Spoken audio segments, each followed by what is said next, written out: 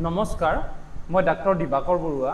জীৱ-জন্তুৰ ক্ষেত্ৰতো আল্ট্ৰাছনোগ্ৰাফি কৰা হয়। সাধাৰণতে প্ৰেগনেন্সি ডায়াগনোচিছ, অৰ্গেনৰ ষ্ট্ৰাকচাৰ চাবলৈ আমি সাধাৰণতে আল্ট্ৰাছনোগ্ৰাফি কৰা হয়। কিন্তু আমাৰ সমাজত ইয়াৰ প্ৰচলন এতিয়াও বহুত কম হৈ আছে। কিন্তু যিসকল পেট পেৰেণ্টছ আছে, কুকুৰ মেকুৰী, তেওঁলোকে আল্ট্ৰাছনোগ্ৰাফি কৰি আছে।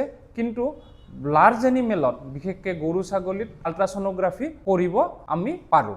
বহুতে ভাবি লয় যে জীৱ-জন্তুৰ ক্ষেত্ৰত হাৰ্টৰ প্ৰব্লেম নাথাকে। আচলতে তেনেকুৱা কথা নহয়। জীৱ-জন্তুৰ ক্ষেত্ৰতো ECG কৰা দেখা যায়।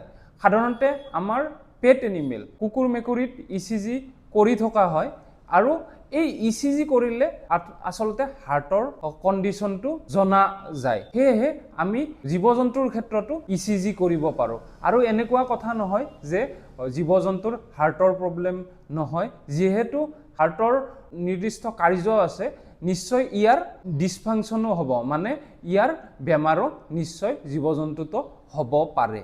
জীৱ-জন্তুৰ ক্ষেত্ৰতো এক্স-ৰে কৰা হয়, CT স্কেন কৰা হয়, MRI কৰা হয়। কিন্তু ইয়াৰ প্ৰচলন সকলো জেগাতে নহয়। জীৱ-জন্তুৰ বেমাৰ ডিটেকশ্যন কৰাৰ কাৰণেও কিছুমান কিট আজিকালি বজাৰত উপলব্ধ। এই কিটবিলাক ইউজ কৰি আমি সাধাৰণতে জীৱ-জন্তুৰ বেমাৰৰ বিষয়ে উমান পাব পাৰোঁ। এই টেষ্টসমূহ কৰাৰ কাৰণে বহুত বেছি একো লেবৰেটৰীৰো প্ৰয়োজন নহয়। আমি ঠাইতে 10 বা 15 মিনিটৰ ভিতৰত এই কিটসমূহত ফিকেল চেম্পল, ব্লাড চেম্পল, নহয়তো নেজেল সোৱাব লৈ পেলাই এই বেমাৰসমূহৰ বিষয়ে উমান পাব পাৰোঁ। এই পদ্ধতিসমূহৰ দ্বাৰা আমি বেমাৰসমূহ বা ৰোগসমূহ ডিটেকশ্যন এই কাৰণেই কৰি ল'ব লাগে যাতে আমাৰ সঠিকভাৱে আমাৰ ট্ৰিটমেণ্ট হয়। যিহেতু গৰু ছাগলীয়ে কথা ক'ব নোৱাৰে, ইয়াৰ কি হৈছে তেওঁলোকে উপস্থাপন কৰিব নোৱাৰে, সেইকাৰণে আমি এই টেষ্টসমূহ কৰিলে এটাই সুবিধা হয় যাতে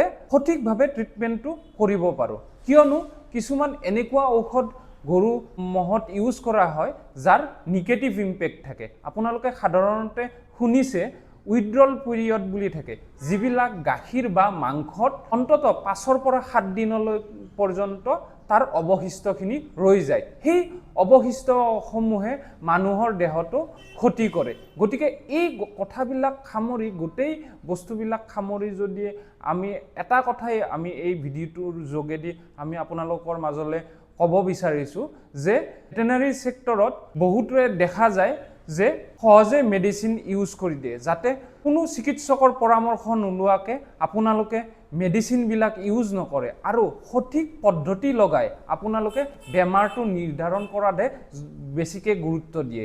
এই কথাখিনিয়ে আজি ক'বলৈ ওলাইছোঁ। আপোনালোকে যিমান পাৰে আমাৰ ভিডিঅ'বিলাক চাব আৰু তথ্যবিলাক আনলৈও শ্বেয়াৰ কৰিব। ধন্যবাদ। আজিলৈ ইমানতে আমাৰ ভিডিঅ'টো সমাপ্ত কৰিছোঁ।